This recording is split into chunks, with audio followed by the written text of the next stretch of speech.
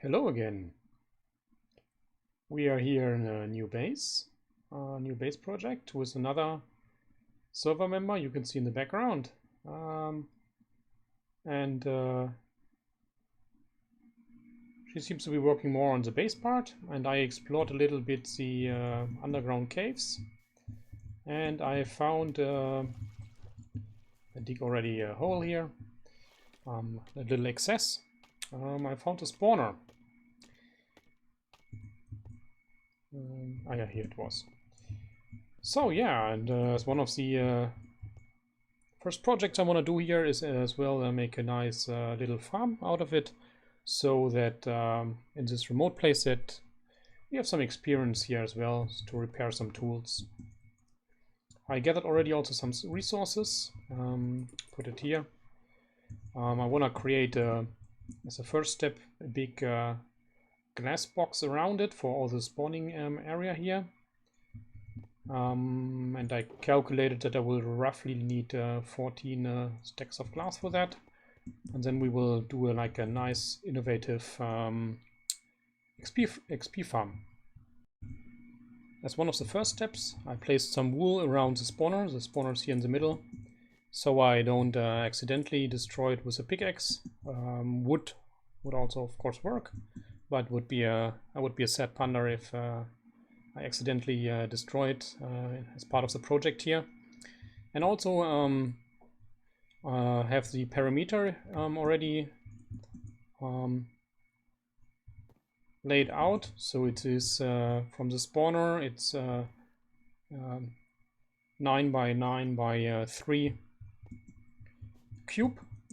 So I go from the spawner here 4 blocks in each direction, and also 4 in this direction, and then also 2 up and 2 down. So it's a slightly bigger box, but it's then, yeah, for sure that there's enough space and the mobs can spawn.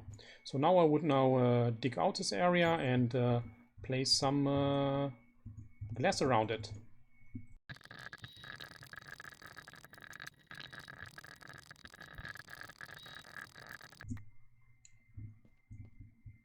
So the way we're gonna do that is I'm building a middle trench here first,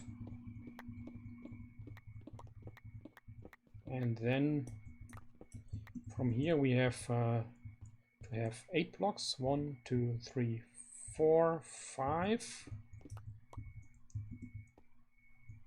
6, 7, 8. This is where we probably have to put the water. So let's see if this is exactly enough.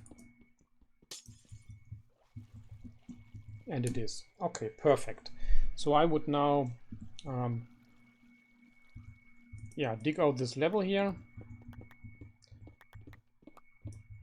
up to this level so that we can have a water stream.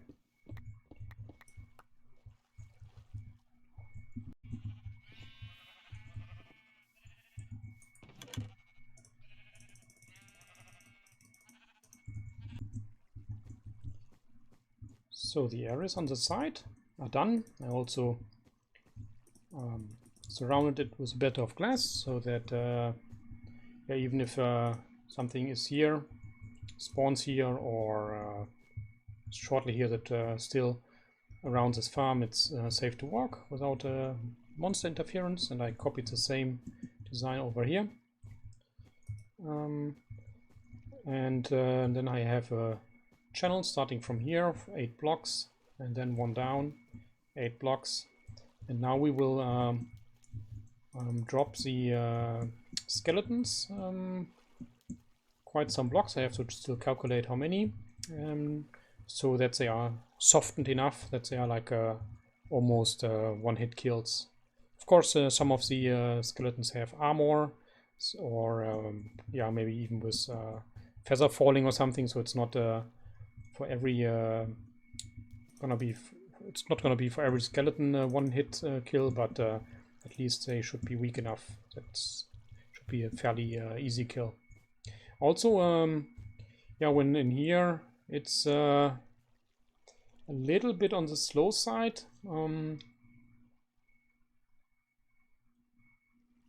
Yeah, I'm considering on lowering this area here a little bit, because it has to be the monster has to be the skeleton has to be 10 blocks away from the spawner, 9 blocks in every direction. Otherwise, the next batch of skeletons will not spawn. And yeah, the earliest time respawn may happen is after 10 seconds. So after 10 seconds, it may be checked that if there are more skeletons around, and then no more skeletons will spawn. So maybe I have to lower this area a little bit so to get them out of the way more quickly. I'll have to think about that. I've decided to leave it as that for now. I have some ideas on how to get the skeletons a little bit faster to the center, but we can look at it later. So now we're thinking of how many blocks they need to fall. If I have here, for example, 1, 2, 3, I do not get any damage, and I think this is the same for monsters. So if I fall here, let's fall on the side. No damage, but if I add one more block, like 4 blocks, then I get the first time damage. And I think that's the same for monsters. They need to fall 3 blocks, and then the next block would be the 1 damage. And skeletons have 20 hearts, and we wanna have that they have 1 heart left, so they need to get 19 damage. 19 damage, plus the 3 block flooring of no damage should make 22 blocks of that I have to go down, I think. Yeah, so we are at Y35. Well, not at the moment, but down here, and I need to go 22 blocks down now. Here we have now the fall shaft. Here it comes, and then very important, there's also 1 block here and 1 block here, so that the skeletons are not able to jump when they go into the shaft down here. Otherwise they would be 1 block higher if they would jump and then die. So and then we are down here now on Y level 13, which should make them a 1-hit kill in theory. We will test. We are now in a redstone testing world, and I've been playing around a little bit on the mechanism on how to kill the skeletons. It's a skeleton spawner, and one of the ways, maybe you know it already, but if a dog that belongs to you kills a skeleton, and he automatically kills a skeleton, then you get experience from that. And these farms have been around for a while, but we want to improve a little bit upon that, because the problem is with the skeletons, on rare occasions a skeleton will spawn that has thorns, and then when the dog attacks the skeletons, and the dog gets damage, and over time they may die. So one option would be over time also to heal them, maybe with potions. What I come up with is a bit different solution. So we imagine here a skeleton falling down, and so maybe this poor dog may unfortunately die. Then we have such a system that if this dies, there's a pressure plate beneath, which we can't see right now, but this will turn off the signal, which will activate this rail here and send in another dog in this position. And the empty card will get pushed here and will collect a new dog from here. So let's try that. Dog dies. A new dog is activated. We need this. So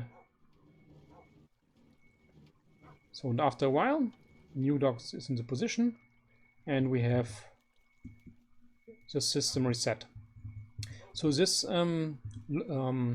slope is important here, because if the empty, for some reason the minecart is empty, no dog is picked up yet, that we an empty minecart will not be able to go above this hill, so it will stay here in this area until it finally captures a dog here from around this corner. Yeah. Even, yeah, I've tested it quite a bit. It works stable so far. So even if this would now go off for some reason, then there would be shortly 2 dogs here, but then the other one would go on and would go to this rail here, which is off. So even if there's with this pushing back and forth, there's some inconsistency. The system here is self-regulating, so it's always should be in this state. Yeah, so, and then we hope that we yeah, the skeletons should be on here, and the experience should be falling down here, and then we can collect it as well with the items, along with the items, and stream it to the player.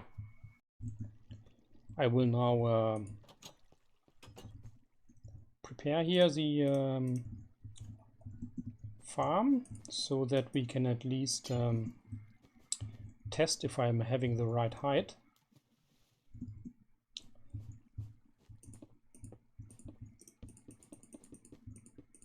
Ooh, I hope I have enough water. Yes, I do. Okay. So then let's start removing here. Or maybe start with the water streams here.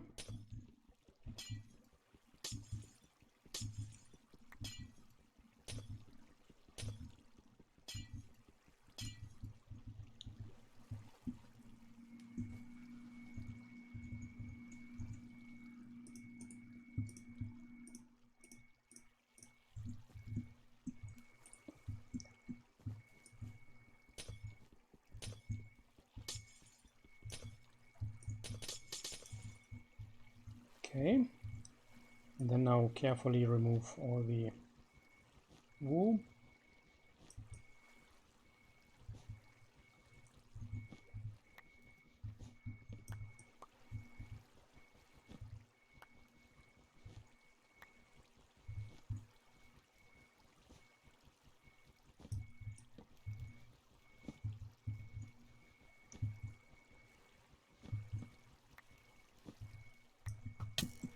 Okay, the first one spawns. Hey. Interesting. So when tracking me, then it seems that they are actually able to resist the water stream. Okay, I need to get out of here, otherwise I may die.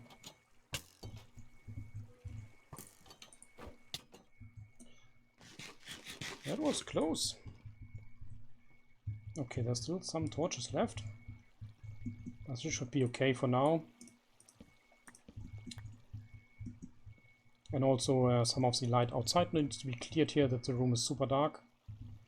But at least we can check now if they are really one-hit kills. Let's go down.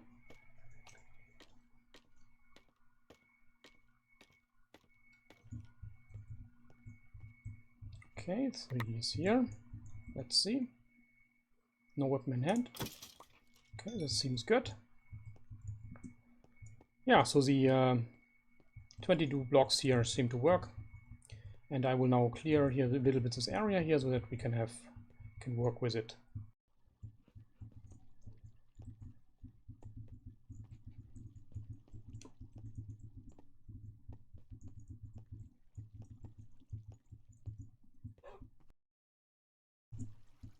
So this is now set up as it is in the creative world, and as you just saw, we also managed to get some dogs in here. My plan is that because I may not be always checking down here if we have enough dogs, that we at some point of time may run accidentally out of dogs, and then it's a big procedure, of course, to get new dogs in. So I was thinking of having maybe like a little reservoir of dogs up here that always are up here, and yeah, and if there are enough dogs, then they will fall down here into the other chamber, so that we always at least have a few dogs up here that we never run out. Okay. Yeah, I also brought a few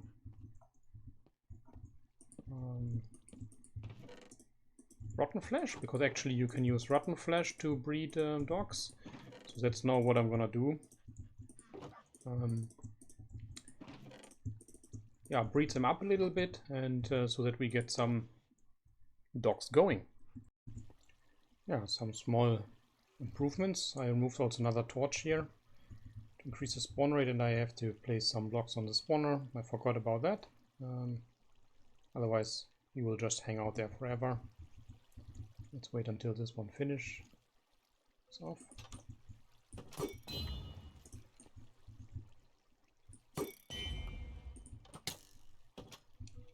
Okay, perfect. For now I need just to place some blocks on top here.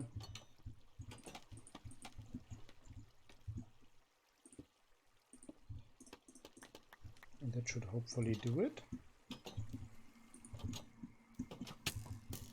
Uh-oh. Alright. So no skeleton should spawn up here anymore. Okay, he's still tracking me for some reason.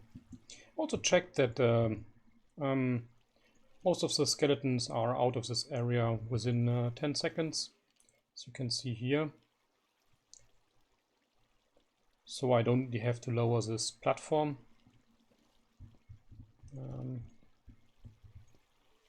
Yeah, more or less. I don't think the efficiency is influenced in a big sense here. I also had to do a change here, remove the glass block and put a slab. So otherwise the dog would not attack the skeletons. They have to have some kind of eyesight here. And now this is fine with the slab. But a slab is at least required, because if I would remove this block, then the skeleton may try to wander out here and start pushing the minecart around. And that would of course be not very good. Yeah, now it's fine. And it seems to work. One of the advantages of the glass box is also that we can exactly see when the spawner starts activating. You just go forward, forward, forward, and now it activates. And this is exactly this line here. This is now a lot of time later. Yeah, so we still have like a little dog reservoir here, so we can always breed them up, and some will then fall down into this water area here. And yeah, but I had to change the setup a little bit from the creative world, because one thing what is happening is that if the dog falls into the water here, it will stand up, and then if I leave this area, the dog will teleport after me. So this is kinda not intended, and I didn't see that in the creative world because I never really left the area, and so I didn't see it there. But so I changed a little bit the setup. So we will not have like a set of dogs here waiting to be put in place for the skeletons. Here to fight the skeletons, what we do is we breed them up, and then they come down here, and then we put them in like a pets dispenser type, you know, we put them here into minecarts, and they are stacked on top of each other, and then they are waiting, so to say. So this has a benefit that when they are in the minecart, they are not teleporting out anymore. So they are not waiting here to replace this dog. They are put into a minecart here. So I can maybe also show this. So we, let's say, activate the system here. It will just have one minecart traveling. And then we can breed up the dogs, or push one into the hole.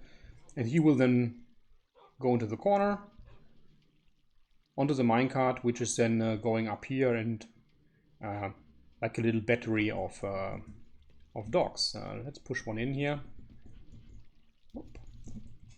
Maybe you can see it. There it travels up, and a new minecart is dispensed.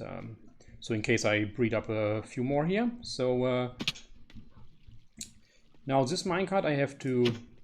Normally you would be able, if you build something like this, you can keep this minecart here. So I had another problem here actually in this area. And it seems that if this is a slime chunk actually. So occasionally I had slimes running around here. That's why you see this fence here.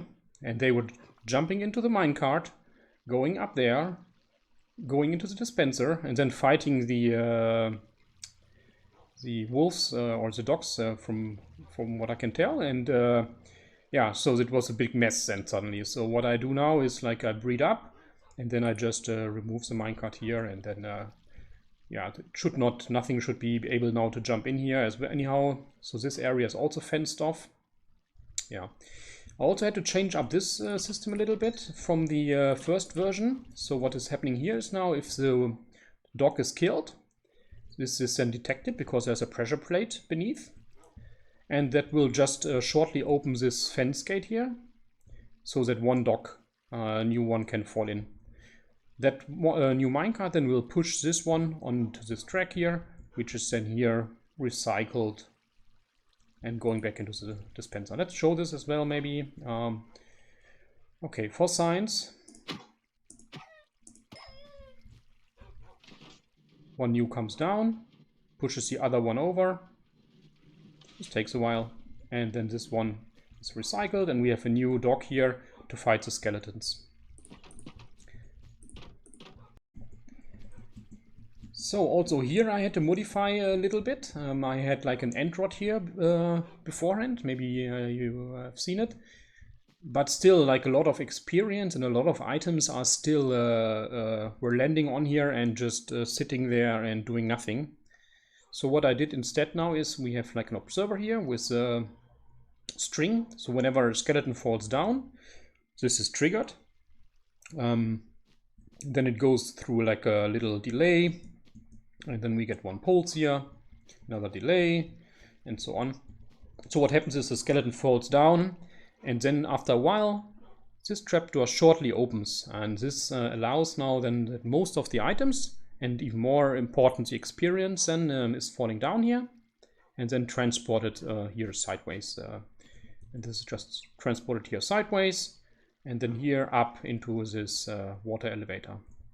So I also have here one magma block. So in case, in a rare accident that like one skeleton falls through here, because it's opening in a wrong point of time, then the skeleton will die here, and then we just get the loot, and this is then going up.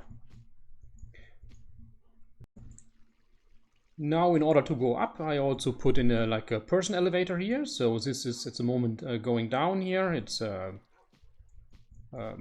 just two pistons, one with soul sand and one with a magma block.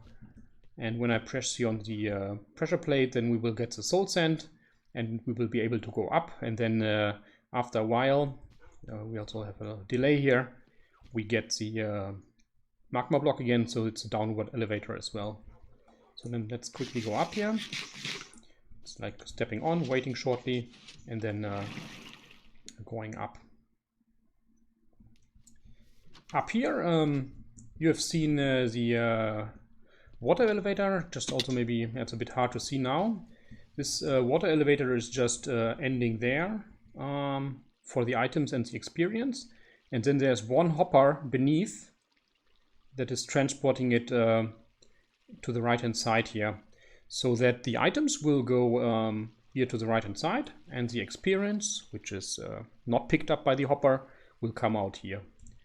And then we just have like a chain of hoppers here, and yeah, and they are just filling up the stuff here. I took out already some of the arrows which we don't need, and there's already some loot coming in. So yeah, that's pretty much it. So the experience then occasionally here drops out, And I just made a little bit of a lake here so that they are flooding here into this area so easily to be picked up then once we have some experience here. And I also decorated a little bit so it's not looking too artificial. So we have another skeleton coming down here.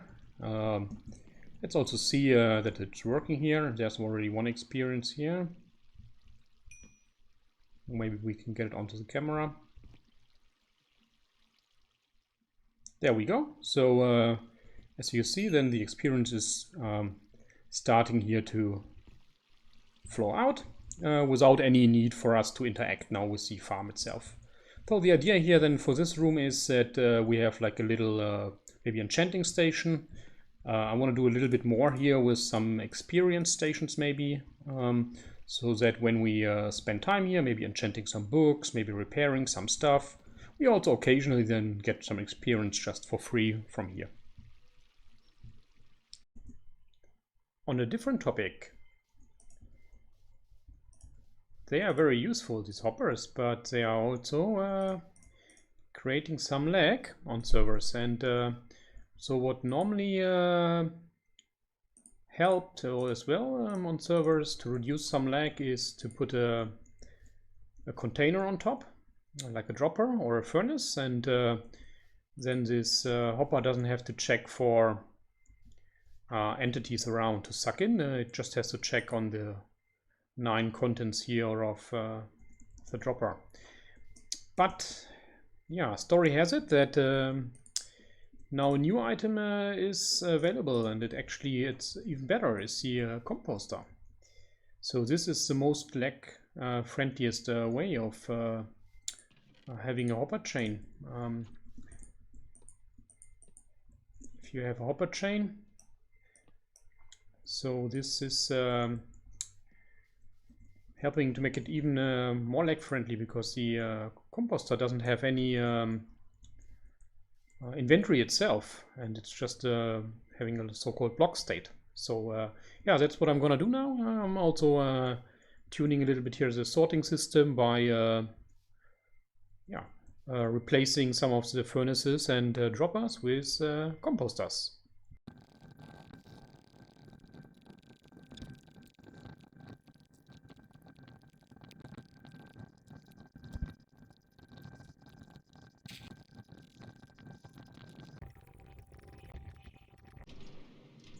So I got like 2 stacks of composters placed. I didn't do everything. For example, I didn't do the super smelter because it's laggy anyhow when it's running, so there's no, although it would have been a bit tedious to get all these items out there, but I am, from the different bases, I got most of the droppers replaced, and I think this should be a little bit better. Yeah, unfortunately the time was running fast, and yeah, I'm really excited to do some more stuff, but for this video it needs to be finished, I think, otherwise it would get too long. And but yeah, see you soon in the next episode. Hope to see you again. Bye bye.